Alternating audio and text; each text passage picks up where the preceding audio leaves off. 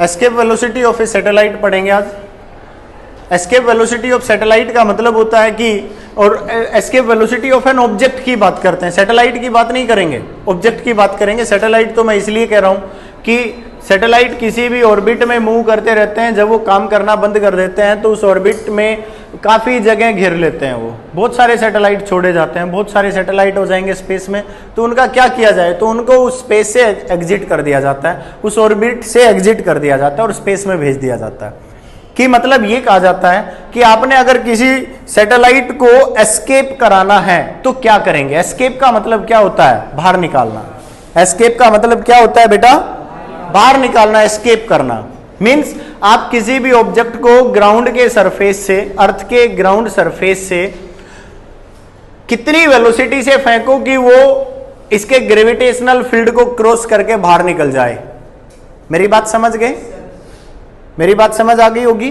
That is escape velocity. Escape velocity of an object is that is the velocity given to the object at the surface of अर्थ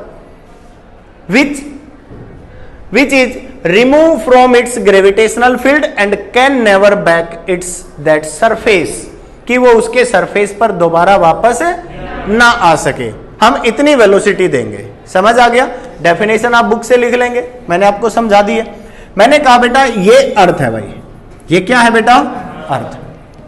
हम ये चाहते हैं कि भाई अर्थ का centre हमने बता दिया O, अर्थ का मास, कोई भी प्लेनेट, और ये मैं हर एक प्लेनेट की भी बात करूंगा। हम अर्थ पर हैं तो हम ज्यादातर जिक्र किसका करते हैं, अर्थ का करते हैं। हमने कहा ये ओरिजिन हो गया, सेंटर हो गया अर्थ, अर्थ का मास m या किसी भी प्लेनेट का मास m और रेडियस r, ये सरफेस है।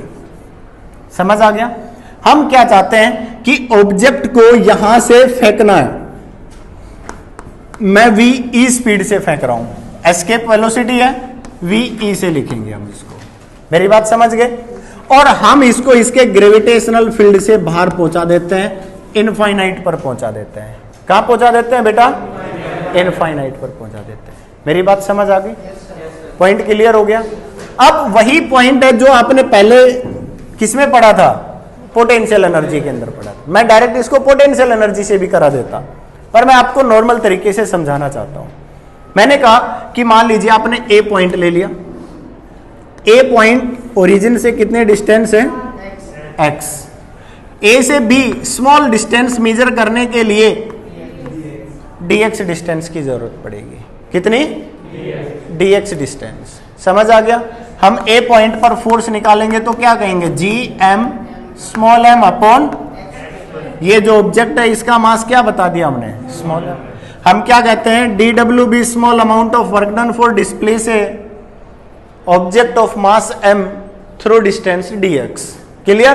देन f डॉट क्या लिखा जाएगा, dx। समझ आ गया होगा, कोई डाउट है।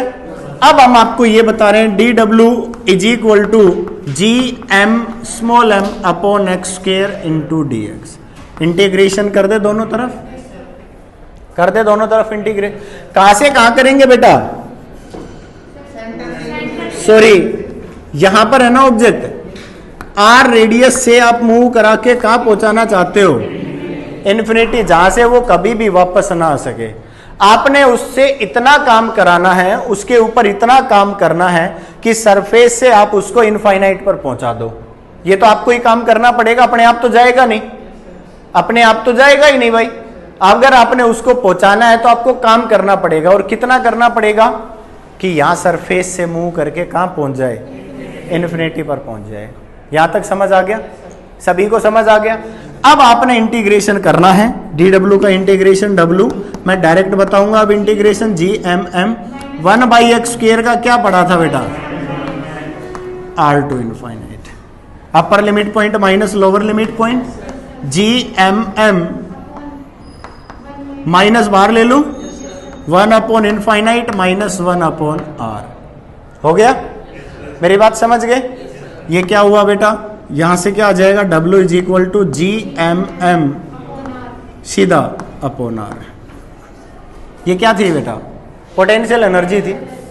क्या थी आपके पास, मतलब अगर आप ध्यान से समझो तो हमारे पास सरफेस पर पोटेंशियल एनर्जी क्या होती है, माइनस GMM अपॉन आर, और इनफाइनाइट पर पोटेंशियल एनर्जी क्या होती है, 0। पढ़ा था ना, शायद आप ध्यान से देख सकते हो, चेंज इन पोटेंशियल एनर्जी उसमें बताया था। क्या कहा था हमने, यहां सरफेस पर पोटेंशियल एनर्जी क्या होती है बेटा, U surface minus GMM upon R. यहां से मूव करा के, इनफाइनाइट से मूव करा के लाए थे, यहां पोटेंशियल एनर्जी क्या बताई थी, 0 at some height GMM H upon R. शायद ध्यान से देखिए, H अपॉन आर स्क्वायर मिला होगा, जिसको GM अपॉन आर स्क्वायर को हमने ग्रेविटी का नाम दे दिया था और mgh बताया था। याद होना चाहिए आपको, जो स्पेशल केस कराए जाते हैं वो आपको याद होने चाहिए। G capital M small m into H upon capital R square, फिर G capital M upon R square को हमने ग्रेविटी से लिख दिया था G, तो mgh आ गया था एट हाइट h, याद है। तो सरफेस पर पोटेंशियल एनर्जी हमने क्या बताई थी, GMM अपॉन आर। इनफाइनाइट पर क्या बताई थी, 0। हमने आपसे बताया था पोटेंशियल एनर्जी 0 आ जाए तो वो क्या बन जाता है, natural stable, natural equilibrium, neutral equilibrium भी कह सकते हो जिसको, नेचुरल इक्विलिब्रियम भी कह सकते हो। पोटेंशियल एनर्जी आपने 0 पहुंचा दी है, मेरी बात समझ गए।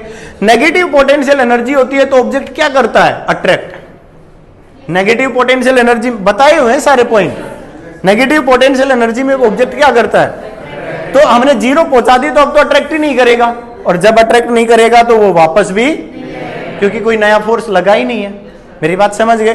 पर हम जो आपको बताना चाह रहे थे, क्या बताना चाह रहे थे, कितनी स्पीड से फेंकना है, वो तो बताया ही नहीं। हम तो बिना फालतू की बातें कर रहे हैं अभी तक तो, क्योंकि ये तो मैं केवल डेफिनेशन बता रहा हूं। भाई साहब आपको समझ आ रहा है पक्का? ये मैंने अभी तक आपको डेफिनेशन बताई है। डेफिनेशन में क्या कहा था कि हम ऑब्जेक्ट को इतनी स्पीड से फेंके कि वो इसके ग्रेविटेशनल फील्ड से बाहर निकल जाए, एस्केप कर जाए। तो हमने बताया कि हम उसको चाहे कितनी भी स्पीड से फेंके, मैंने कह दिया v स्पीड से फेंक रहा हूं मैं, मेरे को इसको बाहर निकालना है, मतलब इतना काम तो होना चाहिए, होना चाहिए ना। तो मैंने बताया कि कम से कम मेरे को इतना काम तो करना है, इसका मतलब इतनी पोटेंशियल एनर्जी को मैंने 0 करना होगा। क्या मेरी बात समझ आ गई?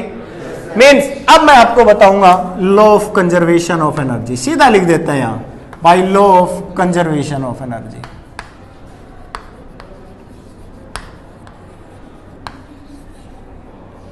By law of conservation of energy. Law of conservation of energy से क्या होगा, यह कहता है कि जितनी एनर्जी इसके पास यहां थी ना, उतनी ही एनर्जी इसके पास यहां है। क्या मेरी बात समझ आ गई? क्या मेरी बात समझ आ गई? एनर्जी खत्म थोड़ी हुई है, बाहर से कोई फोर्स लगा नहीं, बोलो। इसका मतलब हम ये चाहते हैं कि जितनी पोटेंशियल एनर्जी यहां थी उसको 0 करने में जितनी काइनेटिक एनर्जी दी गई, मेरी बात समझ गए। अब हमने क्या कहा, यहां तो जाकर वो रुक गया, काइनेटिक एनर्जी क्या हो गई बेटा, 0। यहां जाकर देखा पोटेंशियल एनर्जी क्या हो गई बेटा, अरे कह रखा है कि नहीं भाई, इनफाइनाइट पर हमने कहा यहां जाकर तो वो रुक ही गया, तो काइनेटिक क्या हो गई, पोटेंशियल क्या हो गई। यहां पोटेंशियल कितनी थी, माइनस GMM अपॉन आर, और यहां बेटा काइनेटिक कितनी थी बेटा, हाफ mv स्क्वायर, और v कितना लिया हुआ है, VE, और लिया हुआ है कि नहीं। हम टोटल काइनेटिक अगर कंजर्वेशन एनर्जी रूल लगाते हैं तो total energy at that point is equal to total energy at that point. कर दे, हमने क्या कह दिया बेटा, minus GMM upon R plus half mve square is equal to 0। नहीं आया समझ में? हमने क्या किया, 1/2 mve square is equal to minus GMM upon, उधर गया प्लस हो गया, m से m काट दिया, VE की वैल्यू निकालेंगे तो under root of 2GM upon R. Any doubt? 1 minute रुक जाओ, अभी बदल देते हैं, कहोगे उसमें बदल देंगे। समझ गए? मैं 2 अलग अलग रूल करा रहा हूं यहां पे, 2 अलग अलग रूल। मैंने ये कहा बेटा आपसे, मास क्या होता है, डेंसिटी मल्टीप्लाई बाय वॉल्यूम, बोलो होता है कि नहीं।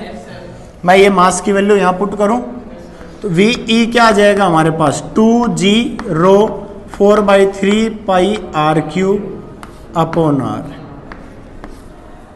क्या बचा हमारे पास 2G रो 4/3 पाई R बाहर आ जाएगा। अगर आप ध्यान से देखो तो बेटा एक भी वैल्यू ऐसी नहीं है जो वेरिएबल हो, हर एक वैल्यू कांस्टेंट है। मतलब मैं आपको यह बताना चाहता हूं कि एस्केप वेलोसिटी कांस्टेंट होती है। दूसरा, हमने एक फॉर्मूला पढ़ा हुआ है Gm = GR²। मेरी बात समझ गए?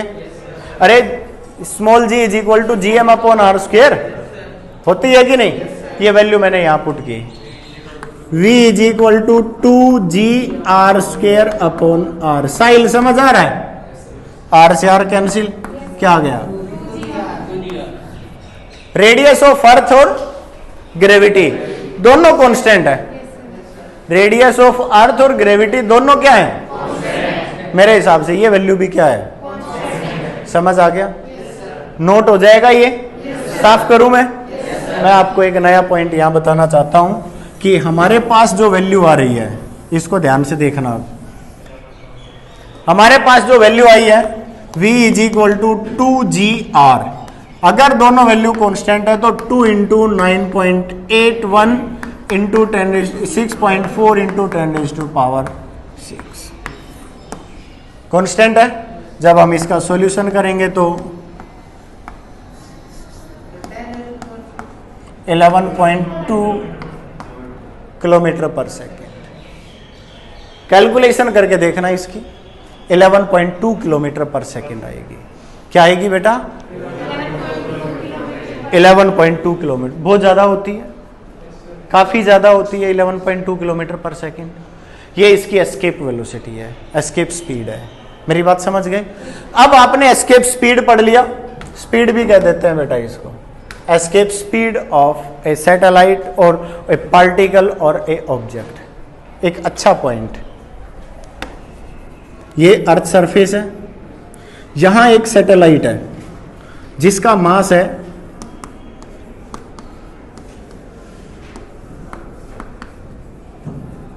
क्लियर? ये तो कम ही लिखा है, वैसे और भी ज्यादा होता है सैटेलाइट का मास। एक स्टोन है, ये 5 किलो का है। क्लियर? दोनों को हमने यहां से एस्केप कराना है। किसकी वेलोसिटी ज्यादा देनी पड़ेगी? बिल्कुल सही कह रहा है। दोनों की वेलोसिटी क्या होगी? सेम। मैं बार बार यही तो बात कह रहा हूं। अरे इसको स्मॉल m ले रहे थे ना, क्या स्मॉल m का कहीं भी किसी भी फॉर्मूले में रोल आ रहा है? V के 3 फॉर्मूले लिखा है मैंने, √2Gm/R, √2GR, लास्ट फॉर्मूला है 2G रो 4/3 पाई R³। मेरी बात समझ रहे हो?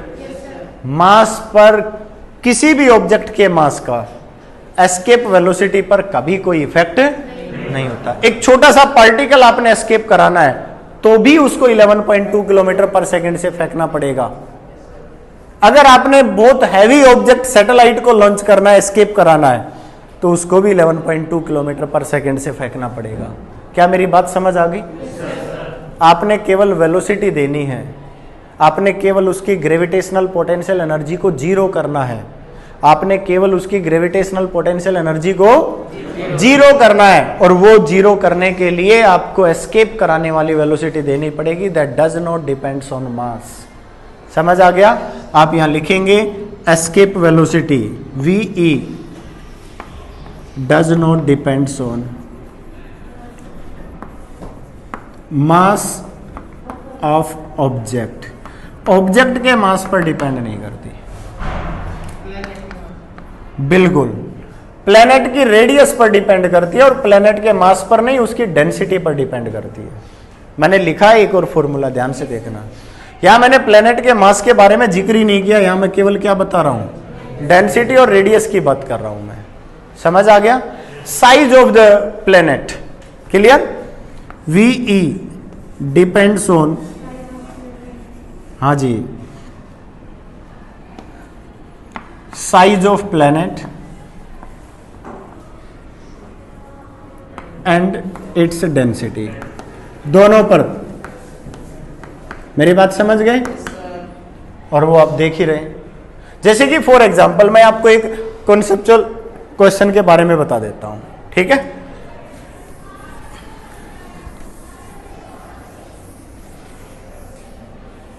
चलो देखिए,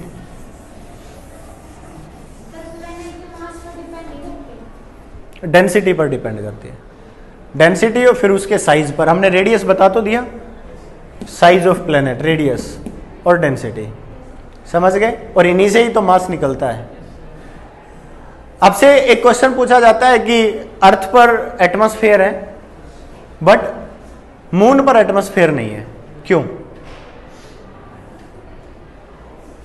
पता होगा ना, मून पर कोई एटमॉस्फेयर नहीं है, क्यों नहीं है? नहीं पता। देखिए, हम मून का साइज लेते हैं और मून का मास ले लेते हैं, ठीक है? इसकी एस्केप स्पीड निकालते हैं। Escape speed of moon is 2.3 kilometre पर सेकेंड। फॉर्मूला हमारे पास है 2gr। बोलो पढ़ा है कि नहीं? √2gr है। ग्रेविटी ऑफ मून हमें पता है अर्थ की ग्रेविटी से 1/6 होती है। तो gravity of moon and radius of moon, मेरी बात समझ गए? तो रेडियस ऑफ मून, इसकी वैल्यू पुट करेंगे, ग्रेविटी की वैल्यू पुट करेंगे और वैल्यू निकालेंगे तो हमारे पास आंसर आएगा VE इज इक्वल टू, हाँ, escape velocity of moon. Moon के लिए है बस ये, अर्थ के लिए तो हम बता चुके हैं 11.2 की। अब क्या होता है कि पार्टिकल्स जो हैं, पार्टिकल्स वहां टेम्परेचर ज्यादा है, पार्टिकल्स कोलाइड होते हैं और उनकी जो स्पीड है ना वो 2.3 किलोमीटर पर सेकंड से ज्यादा हो जाती है। मेरी बात समझ गए? टेम्परेचर काफी ज्यादा है। शायद हमारे यहाँ के जो पार्टिकल्स है वो भी बहुत सारे ऐसे पार्टिकल्स हैं जिनकी स्पीड 2.3 किलोमीटर से ज्यादा है। अगर अर्थ का भी ऐसा होता, अर्थ की एस्केप वेलोसिटी भी 2.3 किलोमीटर पर सेकंड होती तो यहां पर भी एटमॉस्फेयर नहीं होता। जो हमारे पार्टिकल्स हैं, एयर पार्टिकल्स हैं, ऑक्सीजन, जो भी हमारे एटमॉस्फेयर को जो बनाने में हमारी हेल्प कर रहे हैं, हर एक पार्टिकल की स्पीड 2.3 किलोमीटर पर सेकंड से ज्यादा है। समझ आ गया? हम क्या कहेंगे? Velocity of atmospheric particles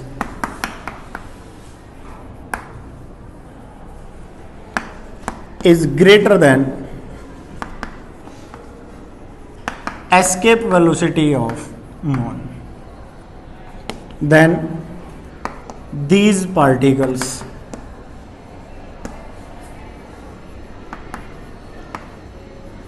escape from moon। उनकी वेलोसिटी 2.3 से ज्यादा है तो वो तो मून से दूर निकल जाएंगे, मून पर होंगे ही नहीं। अगर नहीं है तो फिर एटमॉस्फेयर भी। मेरी बात समझ गए? सभी का काफी सारे आपकी बुक में देखना लिस्ट बना रखी होगी, जुपिटर का निकाल रखा होगा, शायद 60 किलोमीटर पर आवर है ना? सन का दे रखा होगा, सन का कितना है? लगभग 618 किलोमीटर पर सेकेंड। तो सबका अलग अलग बता रखा होगा, ये आपने देख लेना है। अर्थ का, मून का, जुपिटर का, ये सब अप्रोक्सीमेट वैल्यू आपसे बता रखी है कि इनका जो एस्केप वेलोसिटी की वैल्यू है वो ये होती है। मेरी बात समझ गए होंगे? यहां तक क्लियर है? कोई डाउट है तो बताइए। ये हमने एस्केप वेलोसिटी के बारे में बताया। एस्केप वेलोसिटी आगे हम इसके क्वेश्चन करेंगे एस्केप वेलोसिटी के, और काफी सारे क्वेश्चंस तो हम पोटेंशियल एनर्जी के करेंगे। मेरा मेन मकसद एस्केप वेलोसिटी के अंदर यही बताना था कि हम केवल पोटेंशियल एनर्जी को जीरो करना चाहते हैं। हम किसको जीरो करना चाहते हैं? मैं बार बार इस पॉइंट को हाईलाइट कर रहा हूं, बार बार इस पॉइंट को बताना चाहता हूं कि आगे मैं जब क्वेश्चन कराऊंगा, न्यूमेरिकल्स कराऊंगा, तो मैं आपसे पूछूंगा कि मैंने आपको क्या बताया था। काफी बार एक न्यूमेरिकल दे दिया जाता है कि एक यहां स्फीयर है, एक यहां स्फीयर है, ठीक है, दोनों की रेडियस अलग है या दो अलग अलग हैवी ऑब्जेक्ट्स हैं। इस ऑब्जेक्ट पर कोई भी एक ऑब्जेक्ट रखा हुआ है, कोई छोटा ऑब्जेक्ट, आपने इस ऑब्जेक्ट को इसके पास पहुंचाना है। कैसे पहुंचाओगे? सबसे पहले तो इसको इसके ग्रेविटेशनल फील्ड से बाहर फेंकना होगा। मेरी बात समझ गए? वो रूल लगाएंगे हम, न्यूमेरिकल्स की बात कर रहा हूं मैं। समझ गए? तो ये कॉन्सेप्ट जब हमारे दिमाग में बहुत अच्छे से आएगा तो हम उन न्यूमेरिकल्स को सही कर पाएंगे। क्लियर? Next topic orbital.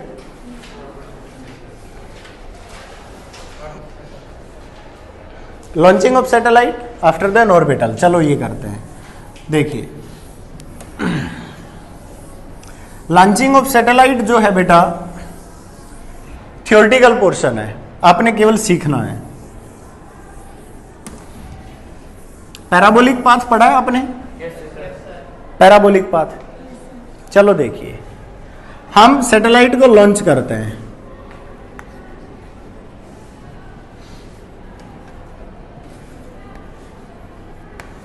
आपको एक स्टेप सिखाया जाएगा, आपकी बुक में एक नॉर्मल सा एक डायग्राम बनाकर आपको सिखाया जाएगा कि ये कहता है कि अर्थ पर हम एक ऊंचा सा टावर बना देते हैं, इस टावर पर हम एक सैटेलाइट रख देते हैं। समझ गए? सैटेलाइट को लॉन्च करने का तरीका है कि हम इसको v वेलोसिटी दे देते हैं।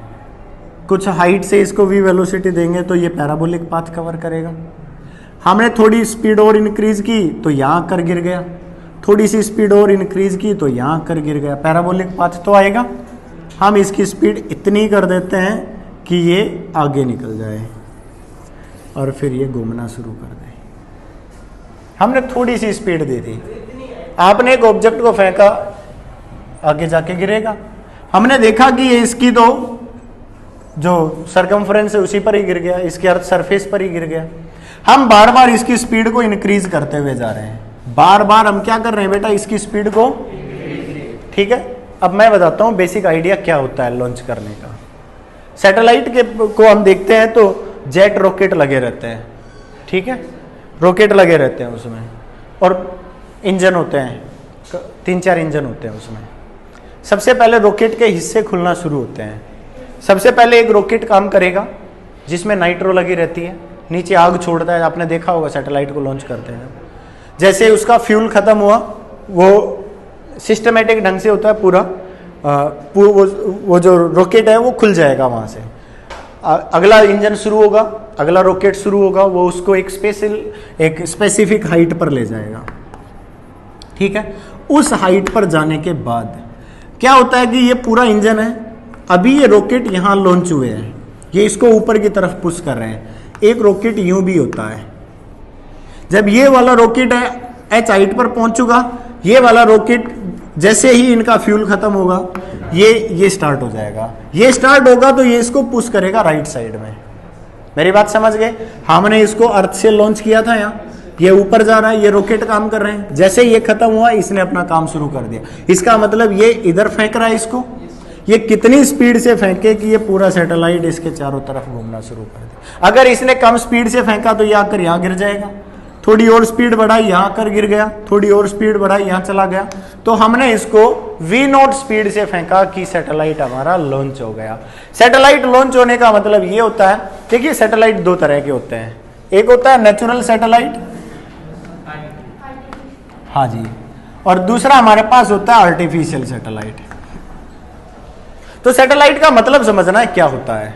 सैटेलाइट का मतलब होता है कि जो एक फिक्स ऑर्बिट में किसी भी ऑब्जेक्ट के सराउंड रिवॉल्व करता है। Earth is also a satellite. Earth किसकी सैटेलाइट है? Sun. Moon is a satellite. Moon किसका सैटेलाइट है? अर्थ का। वो अर्थ के चारों तरफ चक्कर लगा रहा है, एक फिक्स ऑर्बिट में चक्कर लगा रहा है, फिक्स टाइम पीरियड है उसका। इसी तरह अर्थ भी चक्कर लगा रही है, अर्थ सन के चारों तरफ चक्कर लगा रही है। तो अर्थ अपने आप में तो प्लेनेट है, बट सन की सैटेलाइट है। मेरी बात समझ गए? तो सैटेलाइट की एक डेफिनेशन डिसाइड की हुई है कि जो एक फिक्स टाइम इंटरवल में, फिक्स पाथ में, फिक्स ऑर्बिट में रिवॉल्व करता है, वो सैटेलाइट होता है। कुछ नेचुरल है, नेचुरल का मतलब जो मैंने एग्जांपल दिए हैं, मून है, अर्थ है, और सभी प्लैनेट्स के अपने अपने काफी सारे सैटेलाइट्स है। सैचरन के भी काफी सारे सैटेलाइट है,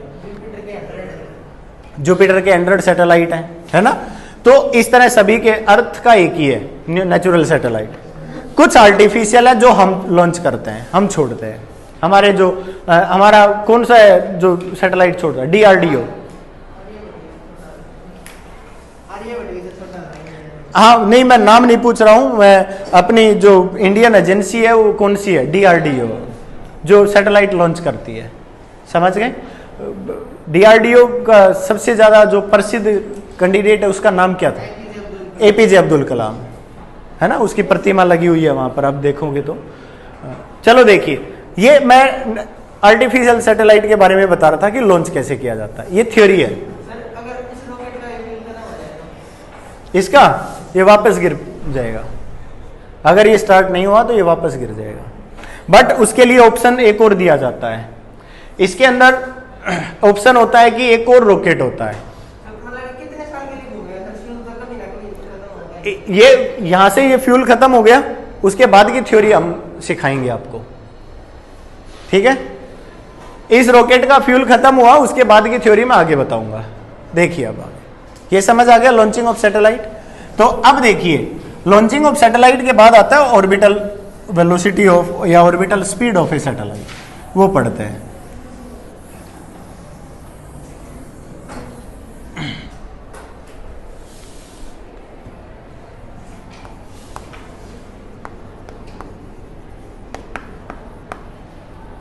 ऑर्बिटल स्पीड ऑफ सैटेलाइट।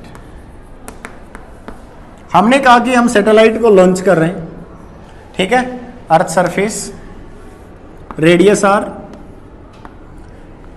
ये मैंने कहा कि ये सैटेलाइट की हाइट h है। ये सैटेलाइट जिसका मास स्मॉल m, ये यहां से v0 वेलोसिटी दी और इस पाथ में ये रिवॉल्व कर रहा है, v0 वेलोसिटी से मूव कर रहा है। v0 जो है ये ऑर्बिटल स्पीड है, ठीक है। अब ये यहां मूव कर रहा है, ये कहता है कि बेटा इनके बीच का जो गैप है ना वो r है, और इस r को आप क्या कह सकते हो? Capital R plus h। कोई डाउट है? बोलो, कह सकते हो कि नहीं? मैंने ये कहा कि अगर ये v0 स्पीड से मूव कर रहा है, सर्कुलर पाथ में मूव कर रहा है, तो इन दोनों के बीच में एक तो फोर्स लगा हुआ है ग्रेविटेशनल फोर्स, और जब ये सर्कुलर पाथ में मूव कर रहा है तो एक इस पर लगा हुआ है सेंट्रीपिटल फोर्स। कौन सा लगा हुआ है? हम यहां कहेंगे when satellite moves in, revolve लिख देता हूं बेटा, orbit with orbital speed v0,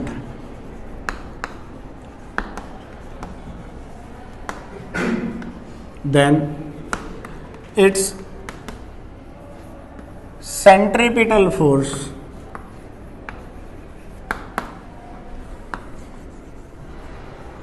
is balanced by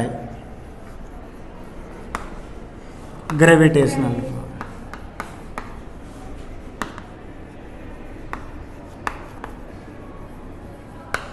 समझ आ गया? अब इसको स्पीड देने की जरूरत ही नहीं है, आपने एक बार v0 से फेंक दिया, अब वो घूमता रहेगा, दोनों फोर्स बैलेंस हो गए, कोई नया एक्स्ट्रा फोर्स तो लग ही नहीं रहा, इसको रोकेगा कौन? अब इसके बाद मान लो काम करना बंद कर गया सैटेलाइट, तो उसको सर एस्केप कैसे कराते हैं? वो भी बता देंगे, पहले ये कर लें, ठीक है। बिल्कुल कांस्टेंट स्पीड से मूव करेगा ये। अगर इलिप्टिकल ऑर्बिट हुआ तो जैसा कि हमने अर्थ के साथ बताया था कि अगर मान लो ये इलिप्टिकल ऑर्बिट में यूं जा रहा है, वैसे तो इलिप्टिकल ही होता है, हम सर्कुलर लेकर चलते हैं, तो जब ये इसके पास आएगा तो स्पीड बढ़ जाएगी, जब इससे दूर जाएगा तो स्पीड कम हो जाएगी, जो हमने केपलर्स लॉ के अंदर पढ़ा था, समझ गए? एरियल वेलोसिटी वाला सेम रूल जो वहां पढ़े थे वो इन्हीं पर अप्लाई होते हैं, ठीक है। चलो देखिए, हमने कहा जी, हम लिख देते हैं F G is equal to F C, कह दें भाई? ये दोनों एक दूसरे के इक्वल और अपोजिट हो जाएंगे। हमने क्या कहा? G capital M small M upon R square is equal to, ये क्या हो गया बेटा? वी नहीं, वी नोट लिखेंगे इसको। ऑर्बिटल स्पीड कितनी बता रखी है? हमने क्या कहा? आर से आर कैंसिल, एम से एम कैंसिल,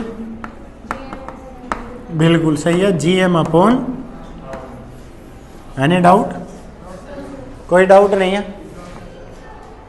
ये पॉइंट आ गया हमारे पास ऑर्बिटल स्पीड का। आगे हम स्पेशल केस कर सकते हैं बस, ठीक है। स्पेशल केस करेंगे तो क्या करेंगे, अगर आपने सैटेलाइट को अर्थ सरफेस पर मूव कराना है, कहां मूव कराना है, if satellite revolve on earth surface. Earth surface का मतलब है कि यहां से 1-2 किलोमीटर ऊपर आप मूव कराना चाहते हैं उसको, जहां ग्रेविटी का चेंज ना आए, बस सीधी सी बात ये है। आर हमारे पास क्या है बेटा, capital R plus H, H is nearly equal to क्या हो जाएगा, आर इज इक्वल टू क्या लिख दोगे, रेडियस ऑफ अर्थ। हम ये वैल्यू यहां पुट करेंगे, then V naught is equal to क्या हो जाएगा, under root G M upon हो जाएगा। बेटा अंडर रूट जी एम की वैल्यू क्या होती है, जी आर स्क्वायर थी ना, अरे अर्थ के सरफेस पर G M is equal to G R square, हम लिख देंगे G M is equal to small G into R square. ये वैल्यू यहां पुट करें, V naught is equal to G R square upon R से R cancel आ गया, under root G R, दोनों कांस्टेंट है। हम इनकी वैल्यू पुट करेंगे बेटा, वैल्यू निकाल के दिखा देता हूं, V naught is equal to 9.8 into 6.4 into 10⁻⁶। यहां तक क्लियर है। वीई क्या हो गया आपके पास, वीई यहां जाएगा 7.92 किलोमीटर पर सेकेंड। ये orbital speed of satellite on surface of अर्थ है, 7.92 समथिंग यही होती है। मेरी बात समझ गए। अगर अर्थ के सरफेस पर सैटेलाइट को रिवॉल्व कराना है, जस्ट लाइक 1-1.5 किलोमीटर ऊपर जो किसी के टच में ना आए बस, तो 1-1.5 किलोमीटर परमानेंट घूमता रहेगा, पर उसकी स्पीड कितनी देनी पड़ेगी आपको, 7.92 किलोमीटर पर सेकेंड, मिनिमम इतनी स्पीड देनी पड़ेगी। मेरी बात समझ गए, कोई डाउट है। अगर आपने आर को बढ़ाना है या अगर आप आर को इंक्रीज करना चाहते हैं तो ऑब्वियस सीधा सा मतलब यही है कि स्पीड को डिक्रीज कर सकते हो, कम स्पीड से भी आप थ्रो कर सकते हो अगर आप आर इंक्रीज करोगे तो, क्योंकि स्मॉल आर की वैल्यू क्या है, आर प्लस एच है ना, यहाँ स्मॉल आर आना चाहिए था अगर सरफेस नहीं ले रहे हो तो, आर प्लस एच, एच बढ़ाओगे तो वी नॉट क्या हो जाएगा, कम हो जाएगा। मेरी बात समझ गए, क्लियर है। तो ये आपके पास मिनिमम कम से कम इतनी स्पीड तो देनी ही पड़ेगी, minimum speed of the satellite launching eight the surface of earth, minimum orbital speed of A satellite. समझ आ गया, क्लियर है, सभी का क्लियर है, कोई डाउट है तो बोलो। गीति का समझ आ गया। चलो देखिए, ये हमने इसके बारे में बता दिया। एक पॉइंट आता है टाइम पीरियड ऑफ सैटेलाइट, एक आपके पास आएगा टाइम पीरियड ऑफ सैटेलाइट, तो केपलर्स लॉ में भी पढ़ा था, T square is directly proportional to R cube. इससे भी आप प्रूव कर सकते हैं, आप इससे भी प्रूव कर सकते हैं, करें।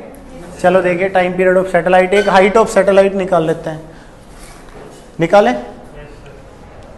चलो देखो भाई, हमने ये फॉर्मूला पढ़ा भाई, अब याद रखना है भाई ये फॉर्मूला।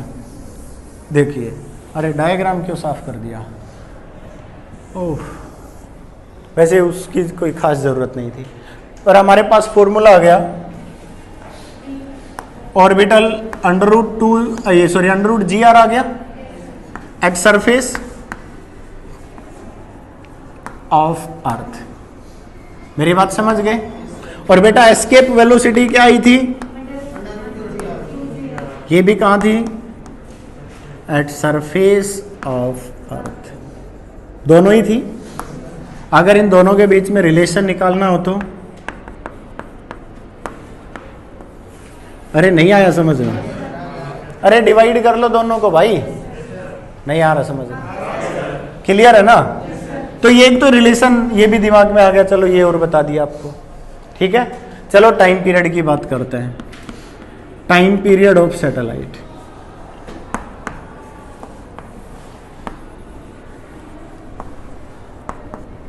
टाइम पीरियड की बात कर रहे हैं, देखिए ध्यान से, मैं डायग्राम बना रहा हूं दोबारा से, मैं अब थोड़ा छोटा डायग्राम बना रहा हूं। ये अर्थ है, रेडियस आर, मास एम, यहां सैटेलाइट रिवॉल्व कर रहा है वी नोट से, ठीक है। ये हाइट एच है, R is equal to R plus H लिखा था आपने हो गया। भाई ये रिवोल्व करने का टाइम पीरियड क्या होगा बेटा? Time period is equal to distance upon time होता होगा, वेलोसिटी डिस्टेंस अपॉन या स्पीड लिख दो, एक ही बात है, होता है ना, क्योंकि वेलोसिटी इज इक्वल टू या speed is equal distance upon time होता है। अब देखिए ऑर्बिटल स्पीड कितनी है बेटा? v नॉट, हर पॉइंट पर क्या है? फिक्स है, ये तो नहीं बदली ना, मैंने बताया था आपको। तो आप क्या कहोगे बेटा? उधर से साफ कर दें? चलो देखिए फॉर्मूला अब आपके सामने और आपको याद भी होना चाहिए बेटा। हम क्या कहेंगे बेटा? डिस्टेंस कितनी है? 2 pi small r upon orbital speed कितनी है? बोलो है या नहीं है बेटा? v नॉट की वैल्यू आपने अभी अभी निकाली थी, क्या निकाली थी? gm अपॉन स्मॉल r और अंडर रूट, बोलो निकाली थी कि नहीं? ये वैल्यू यहां पुट करेंगे तो t is equal to 2 pi r upon under root of gm और r रेज टू पावर 1/2 ऊपर ले गया ना r को, तो अंडर रूट r ऊपर गया, मैंने इसको क्या लिख दिया बेटा? 2 पाई 3/2 अपॉन gm अंडर रूट, हो गया। दोनों तरफ स्क्वायर कर दो, दोनों तरफ स्क्वायर करेंगे तो यहां क्या हो गया बेटा? 2 पाई का स्क्वायर करेंगे तो r की पावर 3/2 का स्क्वायर करेंगे तो अपॉन gm। अरे समझ आ गया कि नहीं? ये वैल्यू क्या है बेटा? Constant. T square is directly proportional to क्या आ गया? कौन सा रूल था ये? Kepler's third law. नहीं आया समझ? आ गया? पक्का आ गया? क्लियर है? यहाँ तक समझ आ गया होगा सबको? ठीक है। सरफेस ऑफ अर्थ लेंगे तो कैपिटल आर की जगह क्या लिख देंगे? करके दिखाएं? चलो, at surface of earth, special case है ये, at surface of earth surface की बात करते हैं। अर्थ सरफेस की बात करेंगे तो बेटा t इज इक्वल टू आपने लिखा 2 पाई, r की जगह क्या लिख देंगे? Upon gm under root. बेटा gm की वैल्यू अर्थ सरफेस पर क्या थी? बोलो थी या नहीं? t is equal to 2 pi r की power 3/2 upon G R square under root. Under root से आर स्क्वेयर बाहर आएगा तो आर से ये काट दिया तो क्या हो गया? 2 pi under root of r by G. बोलो यहाँ पावर कितनी है? 1.5। यहाँ स्क्वेयर है, अंडर रूट से बाहर आएगा तो r ही बाहर आएगा, एक पावर काट दो तो आधी बची ना, आधी तो अंडर रूट होता है अपॉन जी। कोई डाउट है? हमने यहाँ वैल्यू पुट की बेटा 2 multiply by 3.14 multiply by under root 6.4 into 10⁻⁶ upon gravity कितनी थी? 9.81। लो जी लिख दिया। इसका सॉल्यूशन किया, लगभग 84.5 मिनट आ गया। मेरे याद है, आप भी याद कर लेना। सॉल्यूशन करोगे तो 84.6 मिनट। मतलब अगर आप अर्थ के सरफेस पर यहां से सैटेलाइट को लॉन्च करते हो 7.92 किलोमीटर पर सेकंड से, तो ये यहां से यूं घूमकर इसके सरफेस पर लगभग कितने घंटे में? 1 घंटे 24 मिनट वापस आ जाएगा। मात्र 1 घंटे 24 मिनट में अर्थ का पूरा चक्कर लगा के वापस आ जाएगा। मेरी बात समझ गए? पर कहां पर आएगा? जहां से सरफेस ऑफ अर्थ पर शुरू हुआ था वहीं पर तो आ जाएगा, पर कहां आएगा? Surface of. अब आप ये सोच रहे हो कि सैटेलाइट जो हमने लॉन्च किया वो भी 1 घंटे 24 मिनट में आ जाए? नहीं आएगा, क्योंकि सैटेलाइट की डेफिनेशन भी मैं आपको बता देता हूं क्या होती है। सैटेलाइट, आर्टिफिशियल सैटेलाइट 2-3 तरह के होते हैं। 2 तरह के तो नॉर्मली, एक पोलर सैटेलाइट, एक इक्वेटर सैटेलाइट। क्या होते हैं? इक्वेटर सैटेलाइट को स्टेशनरी सैटेलाइट बोलते हैं। क्या बोलते हैं? स्टेशनरी का मतलब जो रेस्ट में है। पक्का? स्टेशनरी का मतलब तो सैटेलाइट रेस्ट में है। What is the definition of stationary? अरे यार, what is the definition of stationary? Stationary means object is at rest with respect to observer. Motion की डेफिनेशन भी यही होती है, object is in motion, object change its position with respect to observer, object do not change its position with respect to observer, then it is at rest. Observe करने वाला कौन है? मैं हूं। मेरे रेस्पेक्ट में मैंने देखा ये सैटेलाइट यहां है, अर्थ के रेस्पेक्ट में तो घूम रहा है वो। अरे अर्थ के रेस्पेक्ट में नहीं देखा जा रहा मेरे भाई, मैं मेरे रेस्पेक्ट में देख रहा हूं। मैं किसके रेस्पेक्ट में देख रहा हूं? मेरे खुद के रेस्पेक्ट में देख रहा हूं। मैंने देखा, अब देखिए, मान लीजिए अर्थ कैसी है? स्फेरिकल है, ठीक है, अर्थ यूं है। अब आपको पता है अर्थ रेस्ट में नहीं है, अर्थ यूं घूम रही है। सैटेलाइट यहां था, ये अर्थ के साथ यूं घूम गया। मैं अर्थ की लोकेशन पर था, मेरे सामने था सैटेलाइट, मैं अर्थ के साथ साथ अर्थ के पोजीशन पर घूमा, वो अर्थ के साथ साथ यूं घूम गया। देखा ये तो मोशन में है, पर मेरे रेस्पेक्ट में मोशन में नहीं है। पहले भी ये इतनी दूर था, अभी भी ये इतनी दूर है। मेरे लिए क्या है? स्टेशनरी। नहीं आया समझ में? आ गया ना? तो जो इक्वेटर सैटेलाइट होते हैं ना, वो स्टेशनरी सैटेलाइट होते हैं। समझ गए? मेरे रेस्पेक्ट में स्टेशनरी है वो। कोई डाउट है? टाइम पीरियड पता चल गया? एक हाइट ऑफ सैटेलाइट बचा हुआ ही है, देख लो, 2 मिनट का काम है, ठीक है? देखिए आपको कैसे गुस्सा आ रहा है?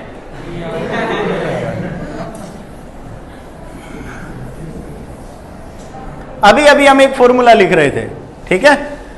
फॉर्मूला हमने क्या लिखा था भाई?